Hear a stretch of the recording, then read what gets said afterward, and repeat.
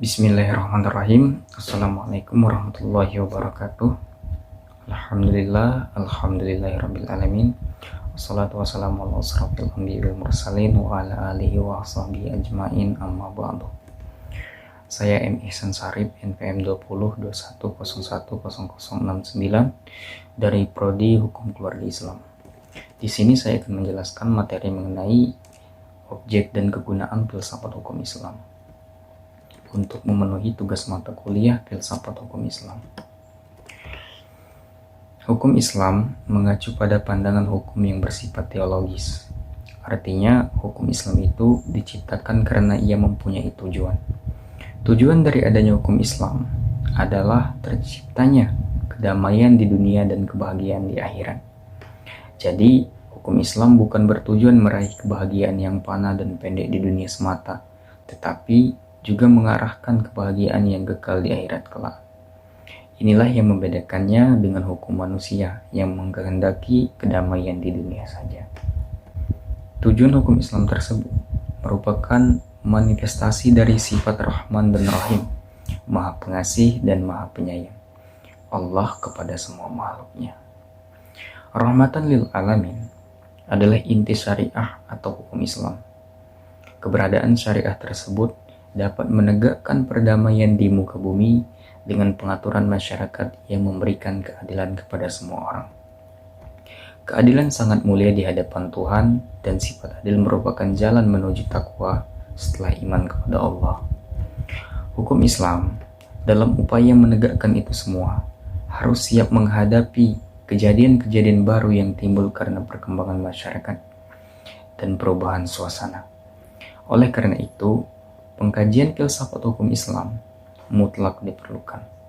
Keberadaan filsafat hukum Islam akan menegakkan hukum Islam dan memberikan jawaban terhadap tantangan zaman dan merupakan hukum terbaik sepanjang zaman bagi semesta alam.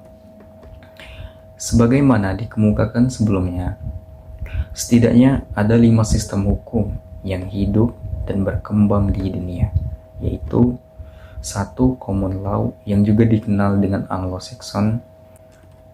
2. Civil law atau bisa disebut Eropa kontinental. 3. Custom law. 4. Islamic law. Dan 5. Sistem hukum sosialis komunis. Manfaat studi filsafat hukum Islam adalah 1. Menjelaskan kajian filsafat hukum Islam akan memberikan pengetahuan hukum Islam secara utuh kepada ahli hukum Islam. 2. Filsafat hukum Islam diperlukan untuk pengkajian secara mendalam terhadap hukum Islam. 3. Untuk mewujudkan hukum yang berkeadilan yang senantiasa sesuai dengan kondisi zaman. 4.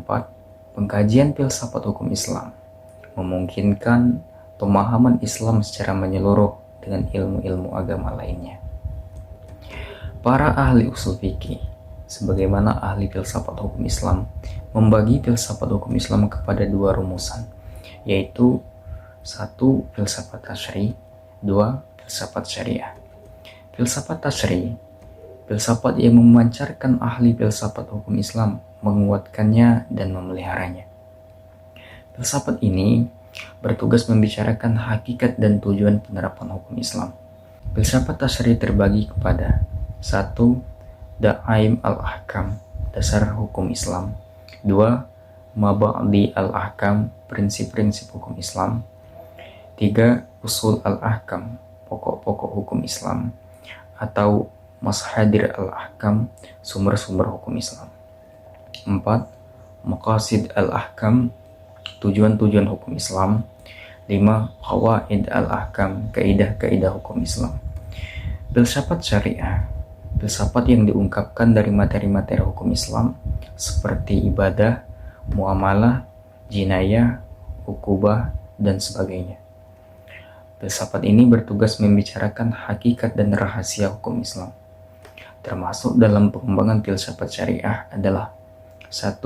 Asrar al-ahkam, rahasia-rahasia hukum Islam. 2.